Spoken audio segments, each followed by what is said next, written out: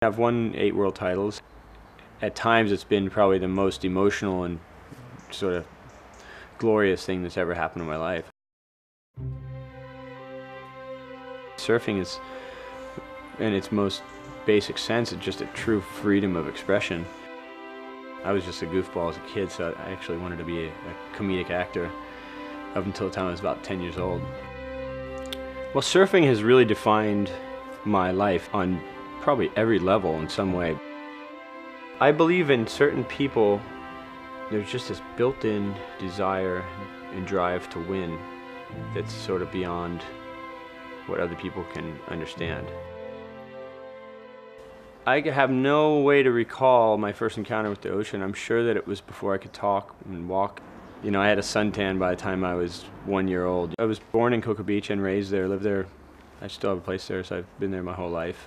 You know, I think overall I had generally a happy childhood, but my parents split up and there were certain problems at home that were difficult to deal with. So surfing became, you know, without me thinking about it, it just naturally became the thing that I just went towards completely, 100%.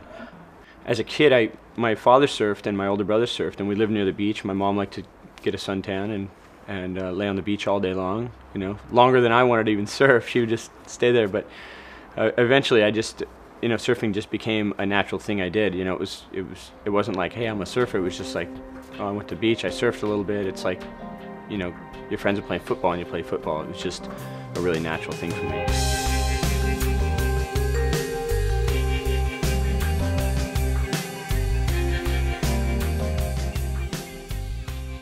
I had heroes that were surfers, and you know, I love watching the movies and stuff, but up until that point I never really thought like, hey, I'm really good at this or anything. You know, guys at the local beach would, you know, for even a couple years before that had said I was really good, and I had already actually won my first contest, but I mean, I was just such a little kid, and at that point you're not really thinking about what you want to do in life.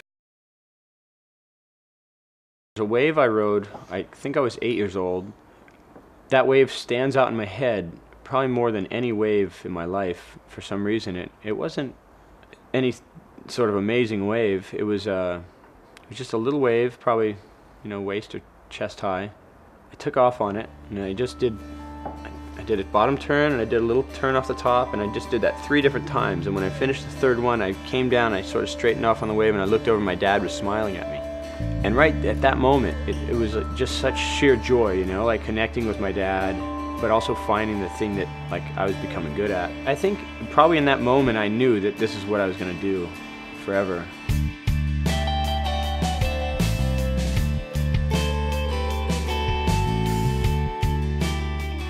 Up until then, I thought that I wanted to be Steve Martin.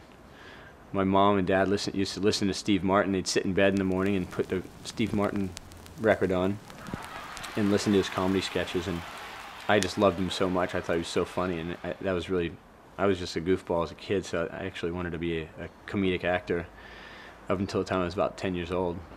And I've been surfing professionally since I was 18, and got on the world tour when I was 19. Had my first full year on tour when I was 20. I won the world title that year. The surf tour is no different than a rock tour, you know. There's sex, drugs, and rock and roll. And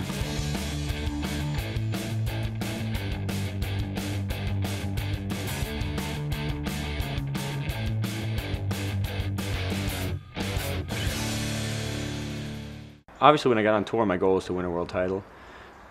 After I won the first one, it was like, well, I mean, obviously, the next goal is to win two, to sort of prove myself and say it wasn't a fluke thing. And I had a really tough year, my second year on tour. I think I ended up finishing 5th, and then I came back the next year just totally pissed off and fired up, and I won the world title and also the qualifying series to get back on the tour, just because I was just so fired up to do contests. That was my second world title, and at that point I thought, well, I want to try and match Mark Richards, who's won 4, but he won 4 back-to-back. So I just started setting these different goals for myself. Then I won the 3rd one the next year, and then MR's title was sort of right there for me to try and match, and I got 4, and then, oh, well, I got 4, but he got 4 in a row, so then I matched 4 in a row, and I thought, well, okay, I got 4 in a row, let's try and beat that. I got 5, and then at that point I I really didn't have a goal for myself. In '97, I was halfway through the year, and I told my boss at Quicksilver, if I win the title this year, I'm going to do it again next year, but if I don't, I'm going to take a break. He said, you know, do what you got to do.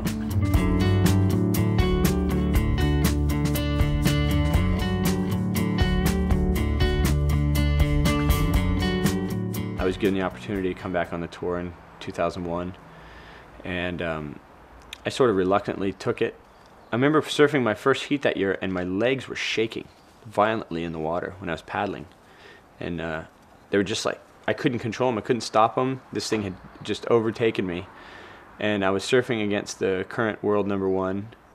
I think people were expecting me right out of the gates either to do tremendously well or to fall on my face out of pressure, and I didn't have a great year that year. The following year, my father passed away. At that point, competition didn't really mean much to me. Right before he passed away, my dad was really sick.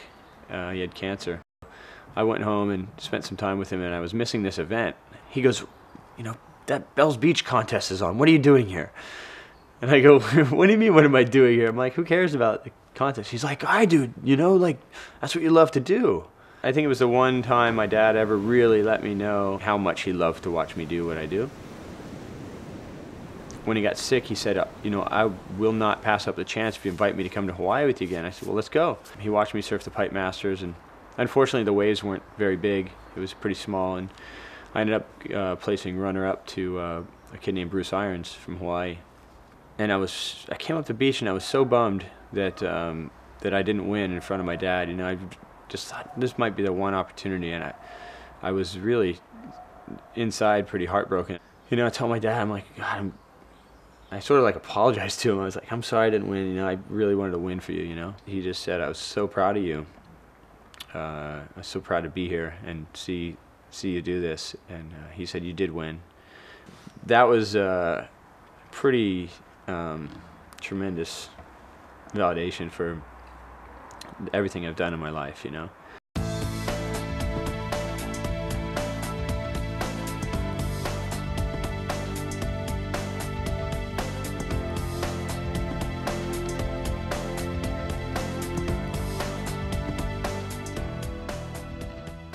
I was in Fiji just a month after he died, and I was surfing in this event.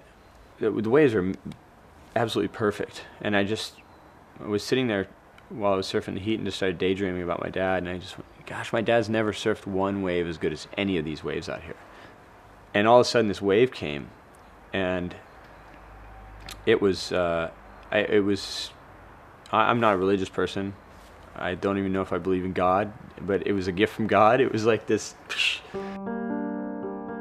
and I took off on it, and you know, for people who don't know about surfing, the ultimate thing is to get a barrel, get inside the tube. And I think I pulled in the barrel for about 10, 12 seconds on this wave or something. And it was right, I swear, 15 seconds after I had this thought in my head about, I wish my dad could catch one of these waves. And then that wave came. And I came out of that wave, and I just like pointed at the sky, and it was like, I knew my dad was there with me.